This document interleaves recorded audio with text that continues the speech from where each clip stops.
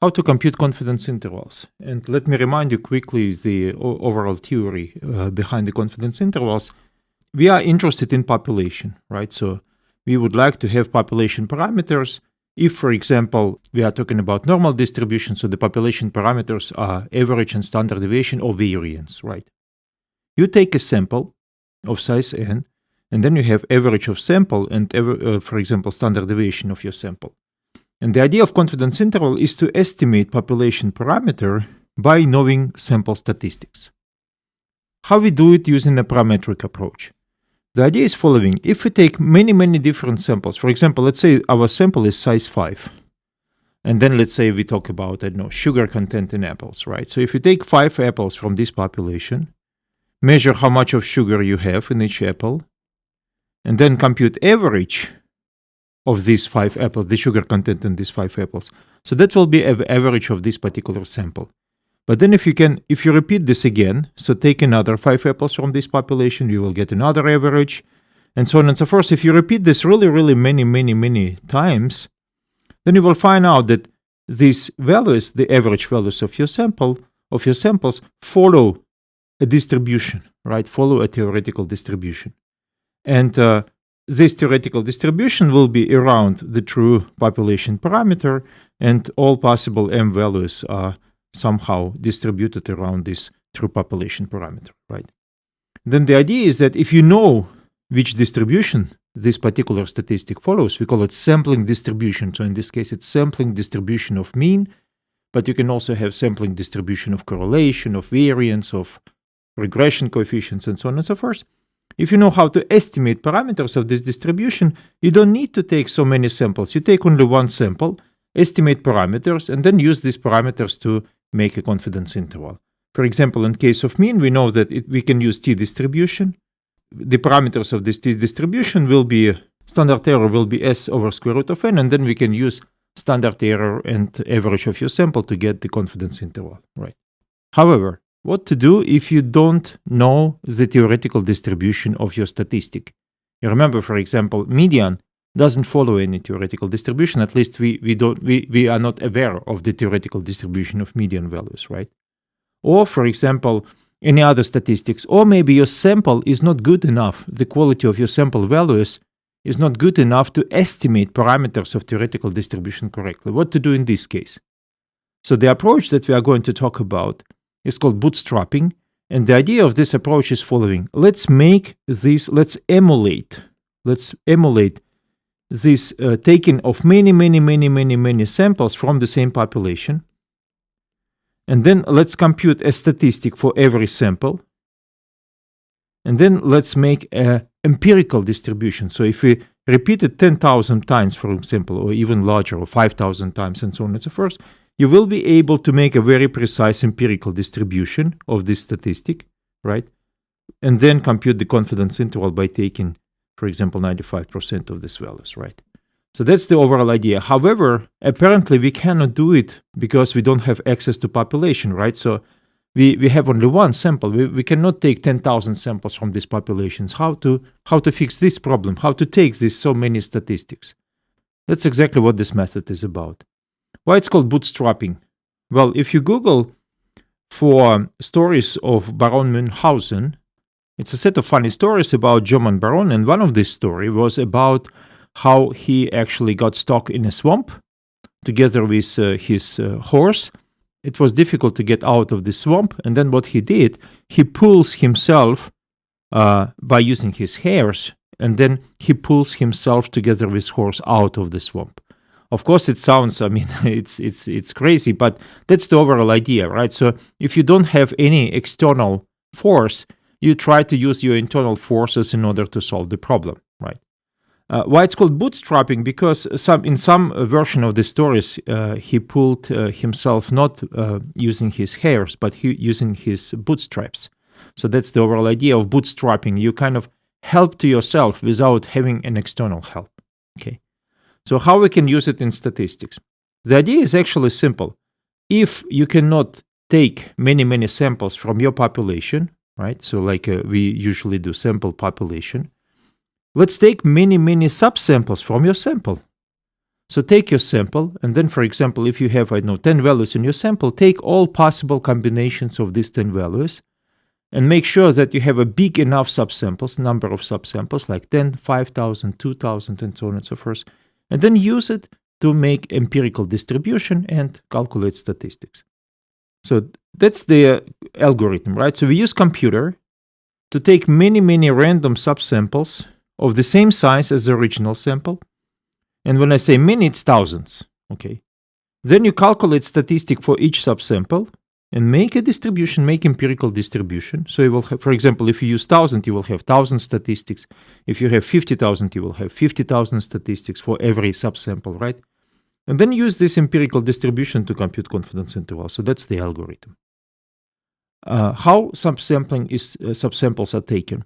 It's called sampling with replacement. That's the overall idea. Look, imagine that this is our sample, and we would like, for example, to compute, proportion of tuber green in this sample, right? So confidence interval for this proportion. Okay. So the idea is following. We use, for example, a random number generator, and you can see I use D4, right? So it means that it gives you a number from 1 to 4. And then, for example, I roll a die, and then if it's 1, then this is a first part of my subsample. The next time, if it's 1 again, I take another one. Then if it's 3, I take this one, and then if it's 2, I take this one. So that's the overall idea. So let me show you a couple of examples, like this one, right? So this is my subsample. You can see that this is 1, then 4, then 2, and then 4. So that's the sequence of these random numbers I got by rolling this die, and this is my sample. So I can see that in this case I have the Christmas tuber twice, and then I have the green and the normal one only once, right? So this is not green, this is classic, right? Then this is another subsample. In this case you can see that this is 1, 2, 2, and 4, right? This is another subsample. In this case I have 3, 2, 3, and 3, and so on and so forth. And then I simply repeat it as many times as possible. Well, of course, your sample size should be big enough. Usually statisticians recommend to have at least 7 values. Otherwise, it will not be very reliable. Otherwise, you have too little number of combinations. But if you have at least 7 values, so let's say 7 bottles, right? Then this subsampling or resampling strategy will actually work quite well. Okay. How to implement it? Well, in this case, you need a computer. It will be difficult to calculate it by manual things. So in R, there is you need to install a package boot, which implements bootstrapping. And then the main function is also called boot. And this is what you need to provide to this function. First of all, you provide a data set you want to use to calculate statistic. For example, if it's just an average value, you provide a vector of your values. It's a sample. But if you have, for example, several groups, or you have more complicated data set, for example, you have 2 variables and you want to compute correlation, in this case, data set can be also a data frame or a matrix. I'll show you a couple of examples.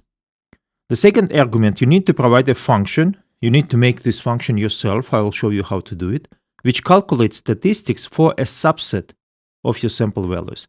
So this function should take a subset, should take this subset with replacement, the subsample, and then calculate statistic of interest, average, median, correlation, whatever you want. Then number of iterations. So how many iterations? Usually it's recommended to have at least 1,000. The more the better. If you run 5 or 10,000 iterations, then it will also converge. So it means that if you run it several times, you will get more or less the same confidence interval. Okay. After that, in this object, which returned by function boot, you will get a lot of different outcomes. For example, the calculated statistics will be in this $T part of this object. So you can use it to make a histogram, for example, or to calculate, for example, some percentiles, quantiles, and so on. If you want to compute confidence interval, I recommend you to use another function from this package, bootci. And then bootci uses one of 6 different methods to compute confidence interval. It's proven that BCA method is one of the most reliable. So I recommend to simply to use this BCA method as a default one. And then you can also, of course, provide the confidence level. Okay. Let me show you a couple of examples. So let's try to compute confidence interval for mean, but without using t-distribution, using the bootstrapping approach. So in this case, you can see that I enter my sample. In this case, I have 7 values. Actually, these are the values of the from the tablet, one of the tablet examples. So this is how long every tablet worked without recharging the battery. And then, first of all, I need to create a function which will calculate statistic of interest for a subsample. This function, I call it boot mean. You can call it whatever you want. It always has two arguments. The first argument, it's your original data. And the second argument, it's indices of the rows or of the elements of this data which you want to subset. Okay. So in this case, you can see that I take my data, but not all data, only those elements which you have in vector int. And then I make this subset and compute average for this vector. So this is my result. Okay. And then by default, because I didn't return anything, R by default returns result of last calculation. In this case, it's average value, so it will return back the calculated statistic. Who will call this function? It's a function boot. You can see that I say function boot. This is my x values. This is the ones that I decided to define it here. Then you can see I said this is the function you should use to calculate statistics. So it means that boot inside will run this subsampling. This will roll this die 5,000 times, and every time it will roll it 7 times, right? So to get a number from 1 to 7, because I have 7 values in my sample, and then these 7 numbers. Random numbers, it will send here, as well as this data set, okay? And then this function will make a subset, compute statistic, and return this statistic back to boot, and boot will accumulate this statistic to the element t, okay? And then you can see I also say, okay, then calculate confidence interval using this object, and then 95% confidence level and the type BCA. And then I say, show me confidence interval. And this is the confidence interval. You can see that with 95% confidence, using method BCA, the confidence interval for the mean of population is between 10.5 and 12. That's actually it. And what is only difference is that you use different functions and also different types of data frame. Okay, different type of data set. And then, of course, I can make a plot. So because I have all these 5,000 statistics calculated for all these subsamples, I can make a histogram. You can see I make a histogram for object $t. Remember, all these calculated statistics are saved in this $t part of the object. And then I also add a segment to show the confidence interval. You can see it here, right? So this is the result. You can see that this is all possible average values I got for these 5,000 different subsamples. This is the frequency distribution. You can see that. And then you can see I show you this is the 10.5, right? And this is 12. So this is the 95% confidence interval, which I show using this segment function. So this is how it works, okay? So we use empirical distribution instead of theoretical one. An empirical distribution we generate based on our sample. So instead of taking subsamples from population, we take a subsample from sample. Now let me show you a little bit more details, but this time let me switch to RStudio and then show you all these details inside RStudio. All right, so let me make a new script. And then first of all, we need to install a package boot. So you need to go to packages, install, and then write boot here, boot, and then install the package. Just wait a little. So now it's installed, and then I can load the package by using library boot. Library boot. So now it's there. So first of all, let me enter the data. I will just make some random numbers. Doesn't really matter. 12.2, 11.6, or 7. Let's say 12.1, 10.9. Let me see, 1, 2, 3, 4, 5. I need at least 7. Let's say 11.2, and let's say 10.7. Okay. So this is my data set. So let me show you that. This is my data set. And this time you can see it's a vector, right? So it's the simplest data set. Then I need to make a function, right? So I will make a function. Boot mean is a function, and it always has 2 arguments. You can call these arguments whatever you want. I used to call them data and int. The idea is that the first argument will be this data set, which will be sent by function boot. And second, it's a subset, for example, 1, 2, 2, 1, and so on. Okay. And then inside, I should say mean. I don't even need to save these results, but just calculate the mean like this. Okay. So I will run this as well to get boot mean available in my environment. And now it's time to make this bootstrapping, right? Object boot. Then I need to say the data. It's x, my x values. Then the statistic function, it's boot mean. And then how many iterations I need. For example, let's say 10 iterations. You will see why 10 iterations in a minute, right? So if I run it, and then you can see I got function boot, and inside boot, let me show you what is inside boot. Okay, so this is what is inside boot. You can see I have a lot of things. You can also see it here, of course, right? So for example, T0, it's the calculated statistic. It's an average of all average values. T, it's 10 average values that I got. You can see 11.1, 11, 11.1, 11.3, 11.5, and so on. R, it's number of iterations. Data, it's how the original data set, it's X values, right? Then seed, it's something that is used to generate random numbers. And then statistics function and so on and so forth. So this is not necessary actually here, right? So why I decided to use 10 instead of 10,000? Because I want to show you what is inside. I will print the index. I will print the subset data int, and I will print also the statistic. So it will be printed 10 times because I have 10 iterations. So you will see what's going on inside this function.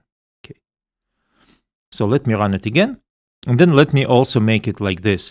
I will also add, for example, a line of asterisks just to see where is the first iteration, where is the second iteration, and so on. Okay.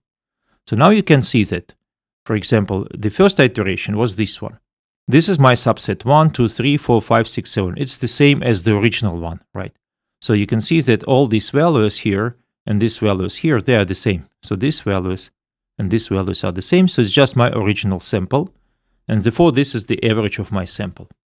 But then let's see what happens next time. So next time I have different subsets, right? So I have first value 4th, 7th, 5th, 6th, 7th, and then second. So 7 is 2 times, right?